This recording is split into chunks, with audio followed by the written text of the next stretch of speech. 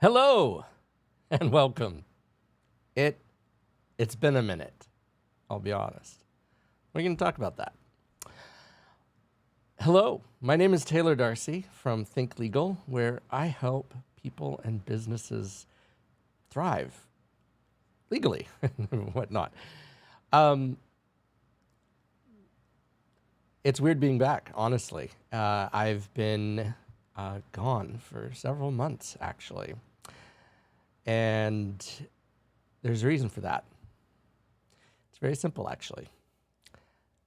Basically, things imploded at my house. I don't have a way of explaining it otherwise. People were getting sick left and right. I have 5 kids, and they got sick. I got sick. It seemed like a never-ending barrage of illness. They are the cutest little petri dishes you've ever seen. But nonetheless, they do, unfortunately, get sick, especially when they're around other cute little petri dishes. When they would bring home stuff from school, it would get so crazy at our house. So it was literally, I had no way of coming back. I was sick at home in bed. Just lots of stuff happened. So I even had people at my office be like, "Are you still alive? Have you died?" And the answer is yes, I'm alive. Thankfully.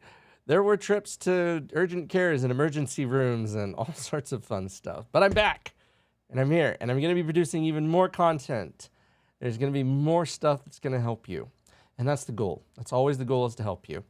So let's get started, shall we? I'm no longer going to be doing the intro, by the way. And the reason why is because, from what I understand, people don't like them anyway. They don't care. They will skip them. So we're just going to dive right in. Today we're going to be talking about how you can retain your clients or customers while increasing your rates. Now, this is no easy feat. This isn't something that I want you to take lightly, and I don't want you to just increase your rates or increase your fees or your costs like willy-nilly, okay? You want to make these steps in order to provide a good transition for your rates and your clients. Because at the end of the day, if you're not doing it right and you do these steps incorrectly, you're going to run the risk of losing your clients, number one. And number two, having it harder to get your clients, the new clients, to replace the ones that you lost. So it's very important that you do this intentionally and you think through these issues before you're setting this down. So don't just go out there and go, well, I want to make money, so I'm going to increase my rates and to heck with whatever happens. So first and foremost, you want to build a strong relationship with your clients, your customers. And what do I mean by that? When they feel like you're a part of their life and that you're an important part of their life in the context of what you're helping them with, then they're less likely to be having issues with how they're paying you or how much they're paying you. So you want to communicate to your people why you're increasing your rates. You don't just want to say, hey, inflation is going up, I'm raising my rates, okay? That's the last thing you want to do. Can you mention inflation? Yes, but that should be down there, okay? Because everybody's experiencing inflation. And unfortunately, and here's where it gets difficult, not everybody's wages are keeping up with inflation. And so you run the risk of pricing yourself out of the market, not because my glasses are fucking up, not because your product or service is bad, but because if you're not careful, it's just they can't afford you. Their wages aren't, or their budgets aren't keeping up with inflation, and so they're not going to be able to keep up with your costs either. So you need to be cost conscious for your thing. That doesn't say that you shouldn't do it, but you should communicate all of the reasons why you're increasing your rates. Okay. Part of this comes from increasing the cost. I realized my mic is falling down. You want to increase the value that you're providing to your clients. What do I mean by that? We live in, it seems like there's either two sides of a coin. Either you live in the Walmart world or you live in the Nordstrom's world. Okay. And I'm not dissing either one of them. They both fill their role in here. But if you're in the Walmart world, all you can compete on is price. Problem is, price does not show value. Price only shows price. So if you're looking at two shirts and one shirt is $100 and another shirt is $10, and price is the only thing you care about, well, you're going to go with the $10 shirt. But if the value of the $100 shirt conveys a brand of luxury or style that you're looking for, then you have something to work with as far as why your prices are increasing, right? Because you're building a brand, and brands always have more value than non-brands. What do I mean? You pay more for a pair of Nikes. You pay more for a pair of Reeboks. Why? Because you like Nike, you like Reebok. You don't pay more for a pair of, and the Walmart brand of And One, right? That doesn't say that the brand itself is a bad brand. It's just that you don't pay that same value for that reason. It's just not worth it to you, right? Like, you want Nike shoes. Are they better designed? Maybe, sure. That's always possible. And that goes into part of when you're increasing your rates, explain why you're increasing your rates. And I said that, but what I mean is go into detail. Look, we found a new supplier that can help us be more, build a better product, right? We're able to be more efficient if we're able to afford this new machine or this new thing that's going to help us, right? So yes, it might be more expensive, but we're able to get you your product or service faster, right? Because people like when you can get things done faster. So that's why it's very important that you pay for these, that you show that the value that you're providing is in it. The last thing you want to do, if you're increasing your rates, no one wants to pay more for your services than they absolutely have to or products, especially if you're, how do I say this? If you're not a luxury brand, okay? If you're a regular Joe Schmo, and again, nothing wrong with that. You do you. But if you're out there driving Lamborghinis and basically showing your customer or client that you don't care about how that you're increasing your rates on them, you're going to hurt a lot of your relationships, okay? That isn't to say that you can't live a life that you want to live, but don't be consistent. Don't cry to them, oh, I need to raise my rates because of this thing or that thing, and then show them that you're just doing it to buy you a new car or a new house or something like that. See, there needs to be consistency in your language. There needs to be consistency in what you're doing. Okay, so communicate it. Communicate why you're doing it. Do it well in advance. Don't be... I literally, just the other day, I kid you not, this is funny. The other day, I got a notice from QuickBooks, because that's who I use for my accounting, saying they're increasing my rates next month. Well, what if I want to find somebody else? Well, I don't have time to find somebody else. And I've had other ones that have said, oh, we're increasing your rates as of tomorrow. I think Netflix pulled that one off, which is always so nice, because you're like, well, what? Like, what? It is such a terrible customer service move to communicate it. Give them a good lead time, okay?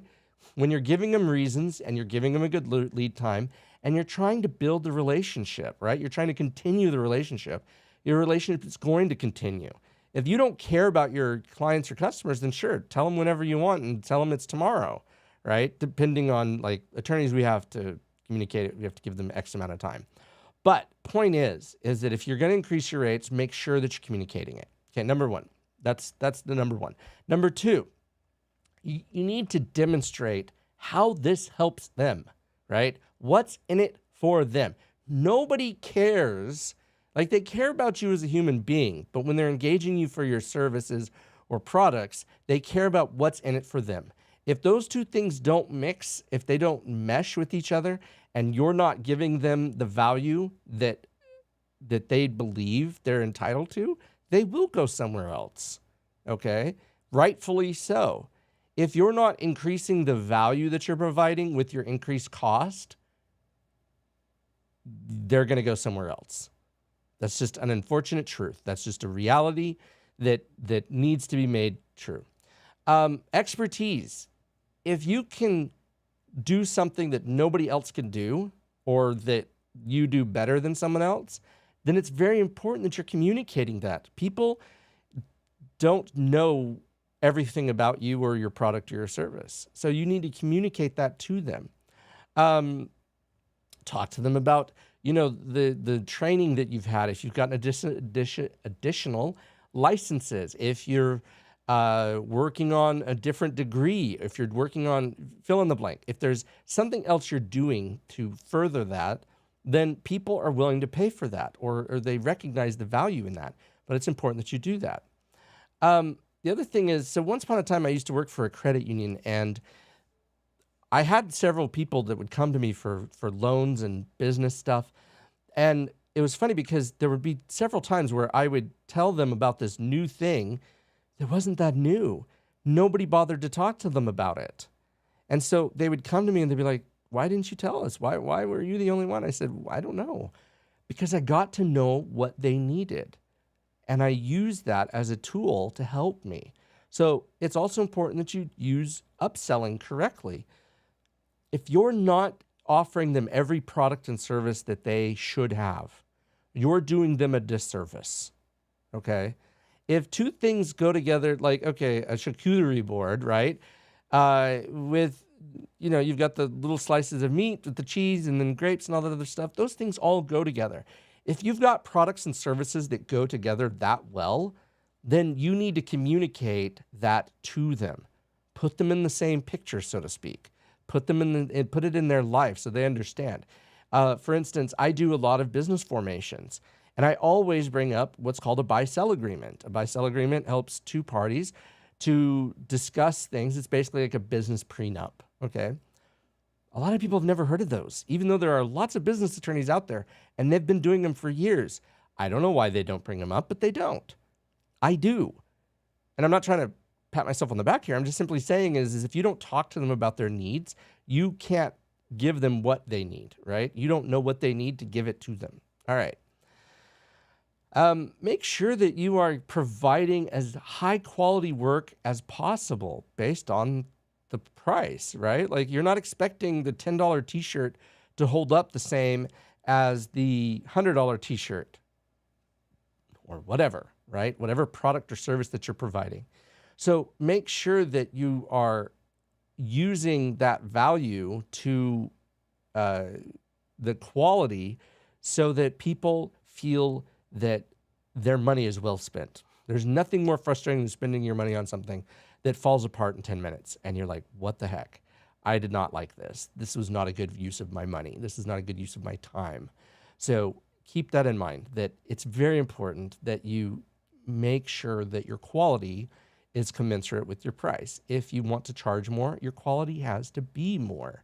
It can't be the same crappy quality. And I'm not saying your quality is crappy. I'm saying it can't be the same quality as what you were charging at a previous price point and then blame it on inflation. It's a fast way to go broke. Okay. Let's see. Next.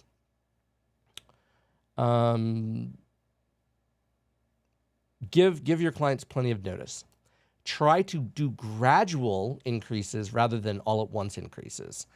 Rather than telling them, oh, we're increasing our rates by $25 an hour. Just use attorney version for easy sake. In a month, or no, we're doing it $100 in a month. Okay, and then that's it, right? Versus if you say, okay, for the first, we're going to increase this first month at $50 and then the second month at $50. So all your rates will stay the same here. And if we can finish it before that next rate increases, then you're good to go and you won't have to worry about it. But the new rates will be that rate when you come back if you need us. So it's important that you're communicating. Providing a gradual increase is a much stronger thing. It says, look, we recognize that this is impacting you. We're doing our best to have it impact you as little as possible, which shows compassion. And how you treat others will impact everything, right? Like if you treat them fairly and equitably and they recognize that you're providing this service to them and you're doing it in a way that they can appreciate, okay, and giving them extra touches and giving them extra uh, uh, details, right? Like if you're able to give quality, like people pay for a Lamborghini because it's quality and fast, right? People pay less for a Honda Accord because while it's slower, it still gets them from point A to point B. What do you want to be? Do you want to be the Honda Accord or the Lamborghini? Your choice. And neither one is a bad car, right? Like Hondas aren't bad, Toyotas aren't bad, with some exceptions, which we're not going to touch. But you get my point. Who do you want to be? How are you communicating that to your clients? Retaining clients comes to being about relationships. And increasing your price has to do with not just justification, but helping them understand why you're increasing your rates. And then make sure that you're following through with that. If you're telling them that you're going to deliver a better, higher quality product or service, make sure that you do. If you are going to deliver it faster, okay, then make sure that you do. Don't tell them something and then don't do it and then wonder why they left you, okay? Now, nobody's perfect. I get that. You have to own up to it, make mistakes. If you do make a mistake, tell them, explain to them what happened, build that relationship. All right.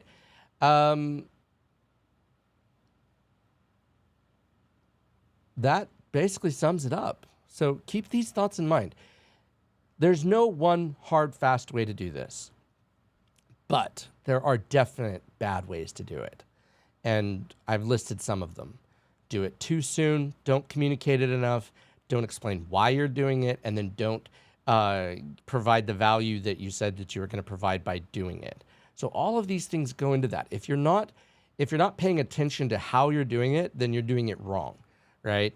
The idea is to create this relationship with your clients that is trust between the parties, between you and your customers, that you will do what you say you're going to do and that what you're communicating is accurate and truthful.